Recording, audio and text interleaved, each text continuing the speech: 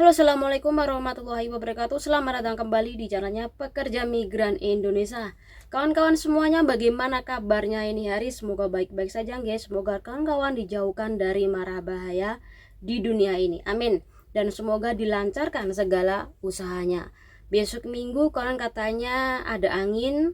Semoga aja anginnya nggak besar, guys. Dan jadi kawan-kawan berhati-hati di luar sana, karena kalau hari Minggu kebanyakan majikan tidak memberikan asuransi. Jadi kalau kawan-kawan tidak berhati-hati ada apa-apa, maka Anda membayar sendiri biaya pengobatan, kecuali majikan Anda baik. Nah, sesuai dengan janji saya kemarin, kita bakal membahas tentang masalah KTKLN atau IKTKLN. Nah, bagi kawan-kawan mungkin sudah dengar dari beberapa YouTuber atau mungkin mendengar dari status, mungkin ada yang paham, ada juga yang bingung. Nah, channel ini hadir untuk membuat bingung Anda kembali. Jadi, silakan yang pengen bingung dengarkan channel ini, video ini. Yang sekiranya nggak pengen bingung, silahkan tinggalkan video ini dan silahkan langsung bertanya. Nah, nanti ada sebagian hal yang memang tidak bisa saya jelaskan secara gamblang di video ini. Jadi kawan-kawan ketika pengen bertanya, silakan langsung saja ke IG aku, ini alamatnya. Dan kalau memang pertanyaan kan mudah dipahami, saya bakal menjawabnya. Namun kalau sulit tentu saya tidak bisa menjawabnya. Oke? Kali ini kita akan membahas sekali lagi tentang IKTKLN. Tolong disimak dengan baik-baik biar kawan-kawan tidak bingung. Oke? Dan ini adalah pembahasannya. Oke, sebelum kita membahas secara detail dan nanti step by step saya bakal membahas ya. Jadi kawan-kawan usahakan untuk dipahami dan menyimpulkan sendiri ya tentang kegelisahan kawan-kawan kemarin, kegundahan kawan-kawan. Oke, nah sebelum kita membahas, kawan-kawan harus tahu tentang apa IKTKLN dan sejenisnya. Oke, yang pertama, IKTKLN adalah elektronik kartu tenaga kerja luar negeri. Jadi semuanya serba elektrik. Ya, yang mana ini nggak hanya tentang KTKLN, namun juga paspor Anda ini sudah elektrik. Yang dimana ini tidak perlu Anda foto sendiri kemudian membawa ke kajeri kan, namun fotonya di tempat sana, kemudian nanti mereka memasukkan foto Anda yang mereka foto ini di sebuah komputer. Nah, ini disebut sebagai elektrik dan sudah canggih. Sama seperti e-paspor ataupun iktp. Semuanya serba komputer ya. Oke, ini yang pertama. Jadi kawan-kawan semoga paham. Oke, kemudian yang kedua, satu lagi ya. Jadi ketika sudah masuk komputer, nah bisa saja jika ada kerjasama dengan negara lain mengenai data Anda di Indonesia, maka bisa saja pemerintah memberikan data tersebut. Contoh tentang data paspor, e-paspor.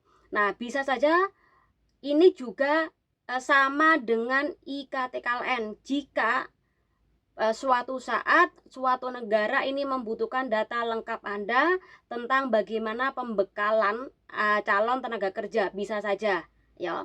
Tapi negara lain tidak membutuhkan ya.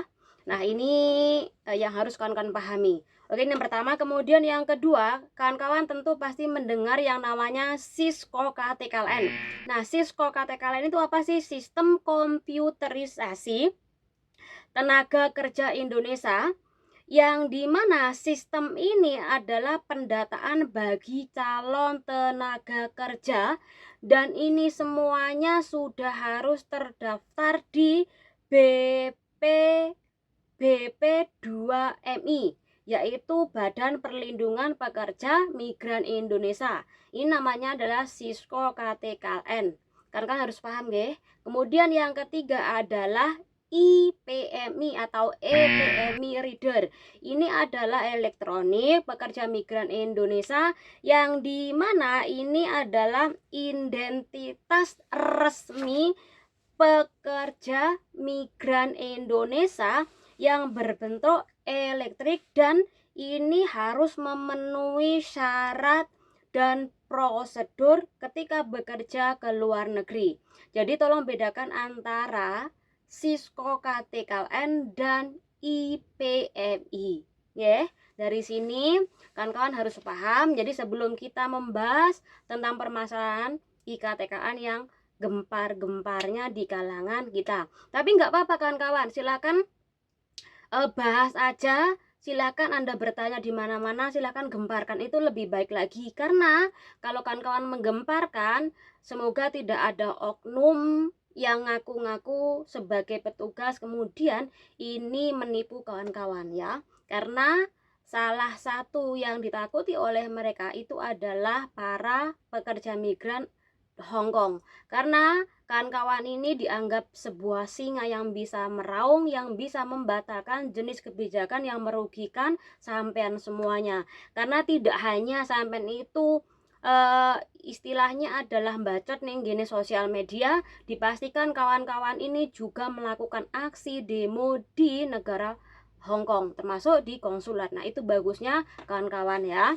Oke. Kan dari sini udah paham ya. Nah, wajibkah IKTKLN sebelum berangkat? Kawan-kawan tolong disimak ya. Saya bakal membahas poin demi poin, nanti kawan-kawan silakan menyimpulkan sendiri ya. Oke, yang pertama, kalau ada yang bilang, kan ada nih di sebuah komentar yang dimana komentar itu bilang kalau pengen membuat KTKLN atau IKTKLN itu datanglah ke KJRI. Nah, ini buat pengetahuan kawan-kawan semuanya, KJRI tidak ada wewenang untuk membuat IKTKLN. Ya, bahkan sejak dulu KJRI sudah bilang tidak ada wewenang masalah ini. KJRI hanya sebuah konsulat perwakilan di negara Hong Kong ini. Jadi kalau ada apa-apa silakan meminta informasi. Kemudian kalau ada kebijakan dari Indonesia semacam wajib IKTKLN bagi semuanya, nah silakan demo juga. Nah, itu fungsinya dari KJRI menyimpan aspirasi kalian semuanya ya. Jadi tidak bisa KJRI ini membuat IKTKLN. Jadi jangan salah sangka ya mbak-mbak ini. Biasanya di grup ini ngomong seperti itu.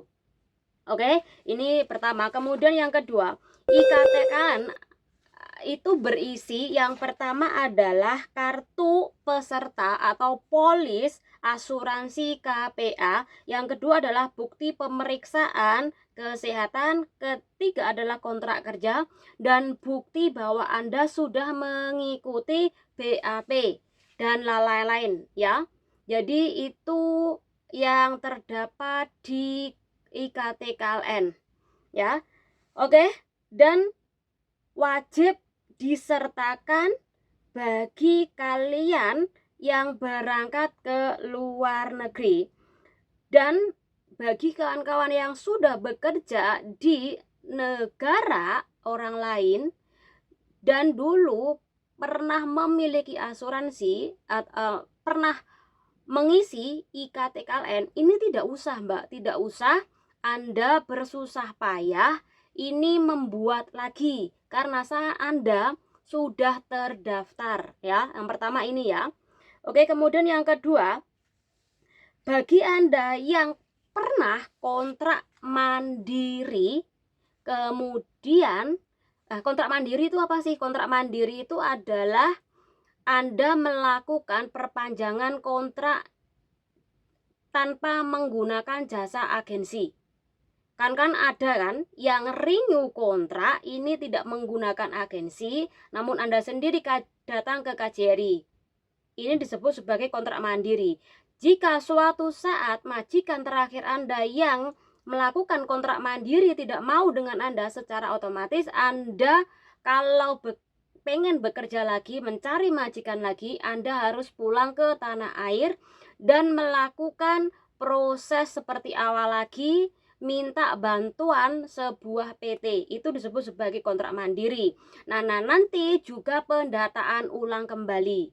Jadi pertanyaannya yang kemarin lagi rame-ramenya ada kawan kita yang ditanyain oleh petugas, Pertanyaannya, apakah mbaknya ini sudah lama berada di Indonesia kemudian bekerja lagi, atau Anda pernah ikut kontrak mandiri? Jadi ketika ada kontrak mandiri semuanya harus serba awal, harus memulai kembali semacam nitip proses ke PT, ya seperti itu ya.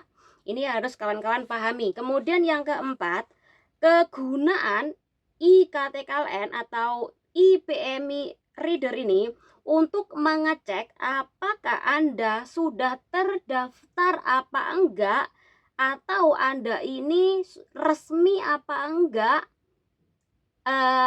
yang dimana ini terdaftar di halaman resminya BP2MI tadi.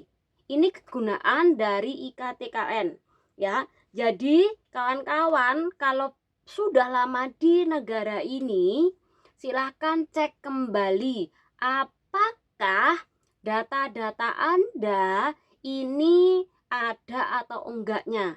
Ini penting banget nggih. Jadi cek dulu. Ceknya di mana? Kawan-kawan bisa ke ini ya. Jadi dicek, silahkan nanti juga di screenshot nggih. Oke. Jadi kalau Anda tidak terdaftar di Cisco KTKLN atau sistem komputerisasi miliknya BP2MI, maka silahkan Anda datang ke tempat wilayah terdekat Anda, yang dimana ini daftar kembali dengan membawa satu paspor kemudian kontrak kerja jika Anda tidak terdaftar nggih. Oke, kemudian yang kelima, kenapa harus memiliki IKTK? Ini adalah sebagai pencegahan terhadap calon pekerja migran Indonesia yang bekerja di luar negeri yang tidak memiliki IKTKLN dan ini tidak berkoordinasi dengan BP2MI tadi atau tidak masuk ke dalam Cisco atau sistem komputernya milik BP2MI tadi. Ya, ini kegunaan kenapa kok harus memiliki IKTKLN, dan para petugas ini menanyakan di bandara. Takutnya Anda dikira adalah non prosedural ya, atau tidak sah atau tidak asli. Jadi kalau Anda ditanya, jawab aja bahwa Anda adalah renew kontrak dan sedang cuti, ataupun Anda bisa membawa screenshotan yang sudah Anda cek data Anda di IPMI Reader tadi. Tunjukkan bahwa Anda sudah terdaftar di Cisco KTKLN. Nah, sampai dengar Mbak, ini suara orang di atas flat rumahku. Jadi orang lagi congsau, wajar aja kalau suaranya sangat bising. Jadi kadangkala saya harus bikin video terburu-buru, tergesa-gesa. Oke, kita lanjut lagi. Jadi kalau ada petugas yang menanyakan, itu hal yang wajar dan jawab saja bahwa Anda cuti. Sekali lagi, ini hanyalah sebuah pendataan. Apakah benar yang melewati imigrasi ini sudah terdaftar apa belum? Kenapa harus ditanyakan kembali oleh pihak imigrasi? Karena memang ada kasus petugas ini menemukan 10 calon pekerja migran Indonesia yang berangkat dengan tujuan Arab Saudi sana, yang dimana mereka tidak terdaftar di Cisco KTKLN, jadi tidak sah. Jadi wajar aja sekarang agak diperketat. Jadi bagi kawan-kawan semuanya yang cuti, jangan khawatir, kecuali ada calo yang sengaja ini menggunakan kekisruhan ini untuk meminta sumbangan kepada kawan-kawan semuanya. Semoga ini bermanfaat ya. Oke, ini yang terakhir. Oke, ini terakhir. Jika Anda cuti kemudian Anda sudah ngecek tidak terdaftar, yo daftar Mbak ya. Karena apa? Karena tahun 2017 ini ada instruksi, ketika sampean cuti dan sudah terdaftar ini tidak perlu membuat. Namun ketika sampean tidak terdaftar, ya silahkan daftar. Intinya sudah jelas. Bagi yang terdaftar, jangan pernah takut untuk cuti. Semoga dengan penjelasan ini bermanfaat buat kawan-kawan semuanya dan menjawab kegaduhan kawan-kawan kemarin agar tidak terlalu pusing. Sekali lagi, kalau memang sampean sudah terdaftar dan membuat namun tetap dipaksa untuk membayar, maka dipastikan ini hanyalah sebuah calo yang memanfaatkan kekisruan kita semuanya. Semoga bermanfaat. Wassalamualaikum warahmatullahi wabarakatuh. Bye.